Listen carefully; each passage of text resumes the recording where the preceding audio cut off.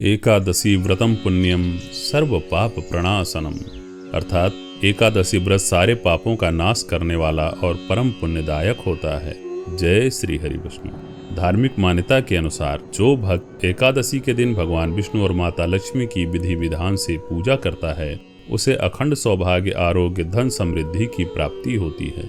देवउठनी एकादशी के व्रत से पापों का क्षय होता है और जीवात्मा को मोक्ष का मार्ग प्राप्त होता है।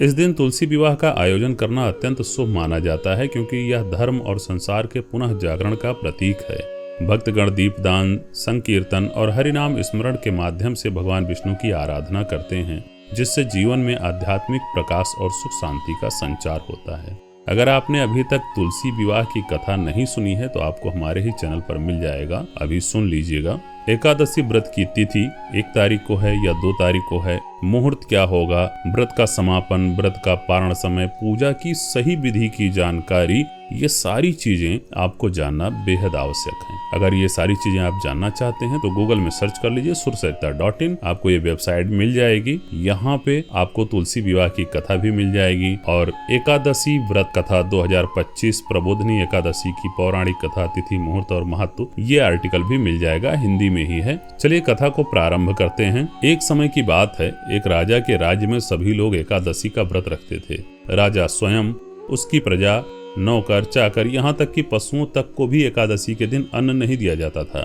पूरा राज्य उस दिन उपवास करता था और भक्ति में लीन रहता था। एक दिन किसी दूसरे राज्य से एक व्यक्ति वहां आया और राजा से बोला, महाराज कृपा करके मुझे अपने यहाँ नौकरी पर रख लीजिए।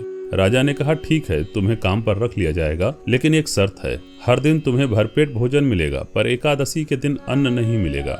वह व्यक्ति तुरंत मान गया और बोला, जैसी महाराज की आज्ञा। समय बीता और एकादशी का दिन आ पहुंचा। राजमहल में सभी उपवास कर रहे थे और उसे भी केवल फलाहार ही दिया गया, परंतु कुछ ही देर में वह व्यक्ति भूख से व्याकुल हो गया। वह राजा के पास जाकर गिड़गिड़ाने लगा, महाराज केवल इन फलों से मेरा पेट नहीं भर सकता, मैं भूखा ही मर जाऊंगा, कृपा करके मुझे अन्न खाने की अनुमति दीजिए। राजा ने उसे शर्त याद दिलाई और वह अन्न छोड़ने को राजी नहीं हुआ। तब राजा ने उसे आटा, दाल, चावल आदि दिए। वह नित्य की तरह नदी पर पहुंचा और स्नान कर भोजन पकाने लगा। जब भोजन बन गया तो वह भगवान को बुलाने लगा, आओ भगवान, भोजन तैयार है। उस व्यक्ति ने जब भगवान का नाम लिया तो उसके बुलाने पर पीताम्बर धारण किए चतुर्भुज रूप में स्वयं भगवान विष्णु उसके सामने प्रकट हो गए। भगवान ने प्रेम पूर्वक उसके साथ बैठकर भोजन किया।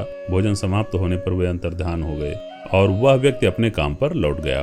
15 दिन बाद अगली एकादशी आई तो वह व्यक्ति राजा के पास जाकर बोला, महाराज इस बार मुझे दुगना अन्न दीजिए। राजा ने आश्चर्य से पूछा, दुगना क्यों?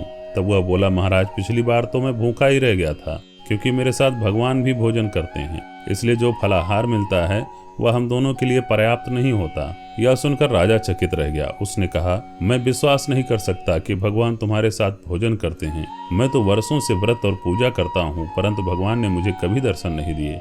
राजा की बात सुनकर वह व्यक्ति बोला, महाराज यदि आपको विश्वास नहीं है तो आप स्वयं चलकर देख लीजिए। राजा उसकी बात मान गया और एक पेड़ के पीछे छिपकर बैठ गया। उधर वह व्यक्ति अपने स्थान पर बैठकर श्रद्धा से भोजन तैयार करने लगा और फिर भगवान को बार बार पुकारने लगा। वह शाम तक लगातार भगवान को बुलाता रहा, लेकिन भगवान नहीं आए।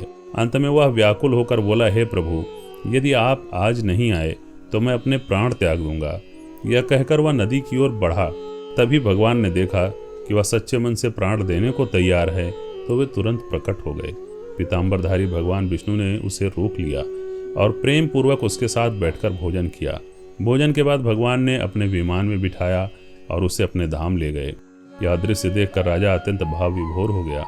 उसके हृदय में गहरा परिवर्तन आया और उसने सोचा, व्रत उपवास तभी फलदायी होते हैं जब मन निर्मल और भक्ति सच्ची हो। इसके बाद राजा ने पूरे मन और श्रद्धा से व्रत रखना प्रारंभ किया और जीवन के अंत में स्वर्गलोक को प्राप्त हुआ। कथा अच्छी लगी हो तो एक लाइक जरूर कर दीजिएगा। मिलते हैं अगली पावन कथा में, तब तक के लिए जय श्री हरि विष्णु।